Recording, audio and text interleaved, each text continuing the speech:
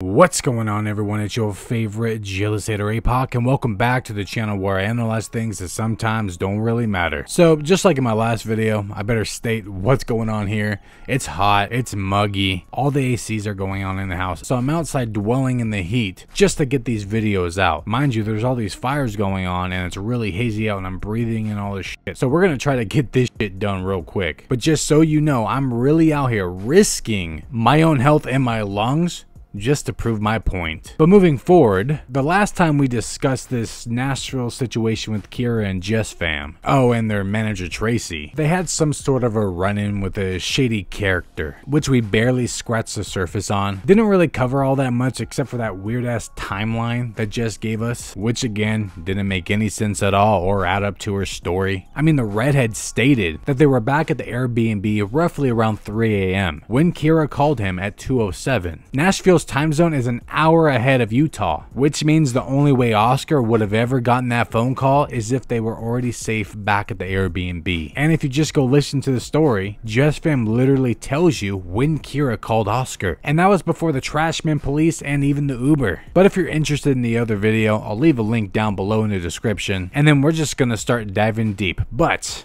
before we get started, if you're enjoying the content and enjoying the tea, then consider subscribing to the Jealous Hater Squad, and if you don't, well, that's mighty fine. Okay, let's get back to it. We are literally about 3 blocks from Broadway, which is like the big street, and that's like where everything is in downtown Nashville. We've got like 3 streets to cross before we get back to our Airbnb. Yeah, so one of the things that really blew my mind out of this whole situation is that it actually wasn't all that long. It was rather short. In fact, by JesssFam's timeline, it was maybe 30 to 40 minutes long, which by her story, she makes it seem like it was a couple of hours at least, minimum, not 30 to 40 minutes. They also were only 3 streets away from where they were staying. I just don't get why they didn't go back to the Airbnb. It just seems like they were putting themselves in a worse situation over and over and over again. To be honest, they probably saw the damn house from where they were standing. And you know, I really don't want to hear, they didn't want the stalker to follow them back home, Apoc. That's common sense, duh. Well, apparently, their excuse for mishandling this entire situation, you know, like not calling the police, was because they couldn't think straight based upon intoxication. So you're telling me that they did everything that they could do wrong using the drunk excuse, but thought about what his next moves would be. Okay. Not to mention, I think it's pretty well known that JesssFam has her little threesome situation where she talks about that she has to get drunk in order to do it. The way it came up in our relationship is I was the one that like pushed for it because I thought it would be fun. And I guess if I'm gonna be totally honest with you guys, like I definitely have to be drunk doing it, so. Says that if she was sober, she may not consent to it. I guess if I was totally sober, I don't know, maybe there would be different, but So by definition here, JesssFam's drunk during those threesomes, so she can't consent or think straight. Thanks for proving my point, Jess. We cross one street and we come up on the second street and we're waiting for the light to turn green for us to like cross the street or whatever. At this point, the street that we're on is empty. There's not a single soul there, not a car, not a person. There's nothing there at this point in time. So this is one thing that really bothered me about her story, is that she keeps on repeating the same things over and over again. That there were 3 of them. It was dark, it was late, it was 2:30 a.m. in the morning, they were drunk, and no soul was in sight except for them and this guy. Why does she need to keep repeating herself? It doesn't make any sense. She already gave the context in the beginning, but she repeats herself like 4 to 5 different times. Why is that necessary? To be honest, it just seems like she's trying to get her story straight. And this guy comes around the corner and he goes, and if you've ever been in like a big city and you see that they have like scooters and bikes and stuff that you can like rent, well there's a scooter that was right next to us. So he walked up to the scooter when he was like messing with the scooter, acting like he was gonna get on it, and he like briefly said something. He was like super sweet and he wasn't like invasive in our conversation. Like we were talking about something, he talked to us and we like briefly talked back to him, and I just figured he was gonna do his thing, go on his merry way. Calls him super sweet and non-invasive. Man, that ship sailed quick, huh? Keep in mind, she says this after the situation but doesn't think nothing of it. So he went from the super sweet non-invasive guy to now a silent stalker. He's messing with the scooter. Our light turns green to walk in the direction that we're going back home. So we start crossing the street and this guy leaves the scooter that he was messing with and he tells us, hey, I think you guys left something over there. And we were like, that's odd. And me and Kyra looked at each other and we were like, I don't think we left anything over there. At this point it was me, Kyra and Tracy, our manager, that was the three of us that were there. Oh my god, we get it. There was 3 of you drunk at night, 2:30 a.m. in the morning. Sing a new tune already. I said, I think you guys left something over there. And we're like, what are you talking about? I don't think we left anything over there. But the fact that he said that made us want to go check. So we were halfway across the crosswalk. We turn around and Tracy realized that he left the scooter and went to get in a car. So she's like, why are you getting into the car when you were messing with the scooter? And I'm sitting there like embarrassed. Funny, because that's not what she said when she goes back the very next night to reenact this traumatizing experience. This is where we were sitting, yeah? Yeah. This is where we were sitting. Scooter was here. White car was here. This is the crosswalk. We crossed right here. He said that we forgot something. He was standing right here. We went back over here to see if we forgot something. We turned back around and started crossing the street. Car was gone. Car went around the corner into the parking lot right there where it says public parking. I don't know if you can see it. So first they turn around halfway through the crosswalk, right? And Tracy starts yelling at him for his bad and odd behavior or whatever before they go check out anything. But in her little reenactment there, she mentions no altercation between Tracy and this guy. Then they go back and check if they left something. Turn around and the dude was just gone. But how the hell did he do all that without any of you noticing? It's not like it was far away, it was 20 feet away at least. Tracy was just yelling at the guy for his odd behavior, but she doesn't keep tabs on him. What'd she do? Just stop and ignore him? Turn around? Well, that's mighty convenient, isn't it? Is that what you all did? Ignore the shady character? You didn't hear him turn on his car and drive off? Like I said, it couldn't be more than 20 feet away from where you were standing, at least by your story. None of this makes any sense. And we're getting 2 conflicting stories here, and just from one person. Jess, imagine what we would get if Kyra, Tracy, and Talia told their part of the story, their perspectives. My guess is people would see the deception. Now I am so grateful she did that because she did the right thing and she's calling out behavior that she's saying that was not right. But me, I'm a very like, it's a problem. Like I'm learning, but I was like, oh my gosh, this is embarrassing. Like he's just doing something. Like I totally gave him the benefit of the doubt. Like I thought he was just doing something going on his way or whatever. Yeah, that still may have been the case. He could have just been some weirdo. You are downtown in the city. You do realize that there are weird people down there, right? Especially druggies. People do weird shit downtown. This is how you know JesssFam is sheltered within her own bubble. She doesn't realize what the hell's going on in the world or outside her own reality, which is just a reflection of her privilege. But with what she just said, she actually means that she is so utterly passive that even with the risk to her own safety in person, she's not willing to muster up the courage to call others out on their shit, which is weird for someone who did just that. When she started getting in my face, I started recording because I'm like, if anything crazy is gonna happen, I'm having proof. And I'm going to be about right here. Then I'll move my head. Oh, why didn't you say that? I'm so sorry. Maybe you shouldn't go out in public. You might get hit. My kid's 4. Sorry. We're gonna handle it. I got a 4-year-old little niece. You don't act like that. I'm so sorry for what happened to you.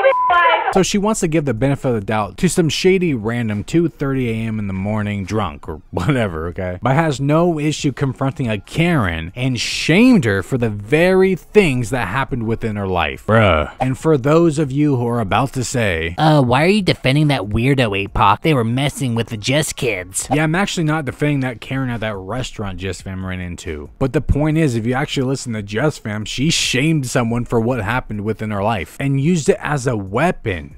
I agree that Karen was out of line and needs to be put in her place. I'm just using their own words against them. But that person was being absolutely ridiculous. But why do we need to assume or speculate that something happened within their life to act like that? Why can't people just be assholes anymore? Why does there always have to be some rhyme or reason to their madness? And if something did happen within her life, who's JesssFam to point that out? Isn't this the same redhead that says not to assume or speculate about someone's life because you don't know what they've been through or what they're still going through, and your words can have an effect on their mental state? But Jess used that as a weapon towards this Karen. Like I said, I'm only using her own logic, her mentality that she uses upon us, that she spews on people like me, claims that we judge her without knowing them or anything about their life, even though they post their life just about every day. But those same rules don't apply to Jess or any other vlogger, even though we don't show our life, I don't show my life on here, and she knows nothing about this Karen. She doesn't know what she's going through or went through, yet she's allowed to pass judgment. How the hell is that fair? How come she gets to judge or hate on someone else's life without any facts or evidence to the claims? Yet when we do it, when we have audio clips and video receipts to prove what we are claiming,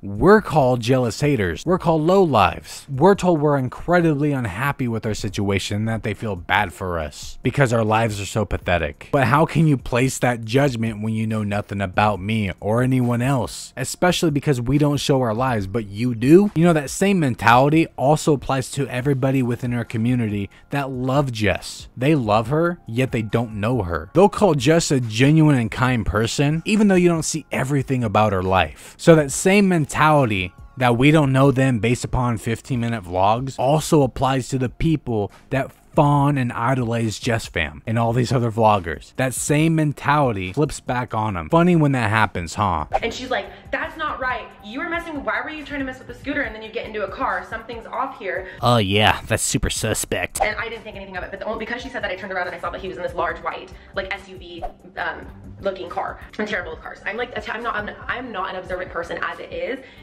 So this whole situation like terrifies me even more because I feel like if things hadn't gone the way that they went, things would have ended really bad. Well, by the way she tells the story, everything that could have went wrong did, but only because of their own doing. She can thank Tracy all she wants for calling out those weird behaviors, but as we go through this nonsense, you notice that all the phone calls, not the police, but to Oscar and Dahlia, all the phone calls and all the yelling and the other players that enter the game later on mean nothing to this guy. Did not stop him in his tracks whatsoever. On top of that, Jess keeps wanting to put herself in the worst situation ever. And you know, this begs the question about Tracy's yelling. Did the guy not say anything back? He was super sweet and had a conversation before, but you're yelling 10 to 15 feet away from the guy?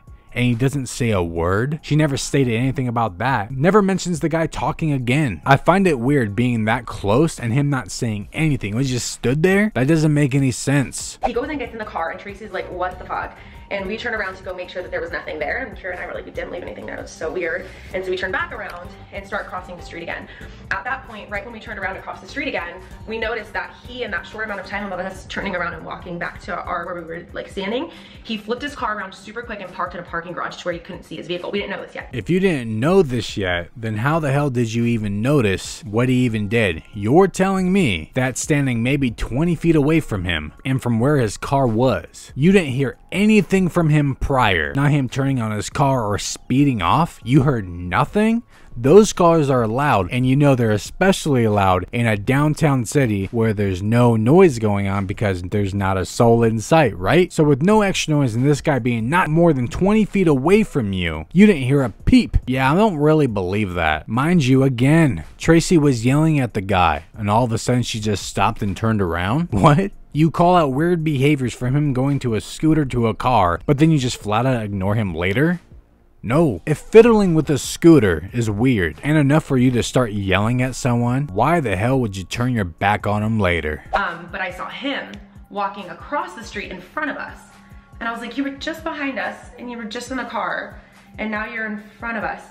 And he crossed the street and walked over to Starbucks, which is closed. Man, you know, for a self-proclaimed non-observant person, she sure can observe a situation well, huh? And she did all this while being drunk. So in JesssFam's little world, this shady character was actively being yelled at by Tracy, was able to get in his car, speed off, and park without any of them noticing in the dead of night, without a soul in sight, even had no issue later tracking all of his movements, or even his movements prior from the scooter to the car, which wouldn't make a lot of noise compared to a car turning on and speeding off, but tracked his movements for the rest of the time, watched him walk across the street, and tuck himself away by a Starbucks. And he did all this with a really short amount of time. I mean, we're talking seconds here, maybe even a minute of time only. Because how long does it take to do this?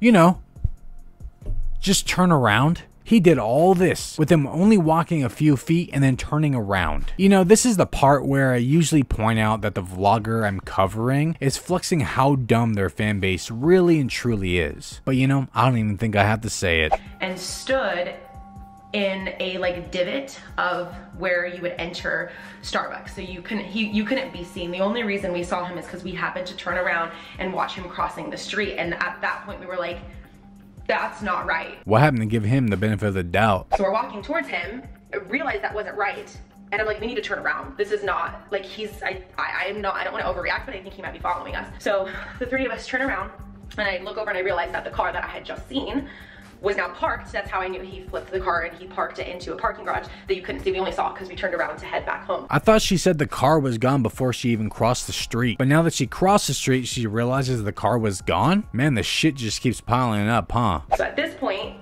his car is here. He's hiding over here, and there's nobody on this street. It's us three and him. Ladies, this is the non-observant person. And it's 2:30 in the morning, like there's literally nobody there. So how many times does she need to keep repeating herself about the 2:30 in the morning thing? There's three of us, it's dark, late at night, it's just us and him. How many times do we need to hear this? Like I said, she's sticking to a story. It sounds so utterly scripted. I mean, even later on in the video, which we'll get into the next part, she states that she had to get her story straight for the trash man. Why would you have to get your story straight for anyone, especially the trash man, if he's been watching you, figured out you're in trouble, and you know what the hell's going on at this point? There would be no need to get your story straight. That is, unless you want to make sure all of you are getting your story straight for the police. And just because there's police involved doesn't mean that it's real. People call the police all the time for bullshit. But hey, maybe that's why none of them actually ever called the police. The trash man had to do it. Maybe they didn't expect that trash man to show up and call the police for them. It's not that hard to act and pretend things happened, especially for clout and views. They do it all the time anyways. On top of that, Jess is the only girl speaking out against this. Kyra did a tiny fraction, but she actually didn't speak out against it. It was more like a promotion for the Just channel. But she's the only one actually speaking on the situation and giving a play-by-play. I don't know, all that just seems pretty sus to me. Anyways, all you jealous haters, that's about it. There just seems to be no end to the contradictions in JesssFam's story, and it is her story. Like I said, she's the only one speaking about it, and I really don't understand how they lost sight of the dude. After Tracy was actively yelling at him, that going from a scooter to a car was odd and weird behavior, yet they don't keep tabs on him 20 feet away, don't hear anything, don't see anything until they turn around, yet they track his movements prior and after. Yeah, that's really not cutting it, my guy. In conclusion, I started recording because I'm like, if anything crazy is gonna happen, I'm having proof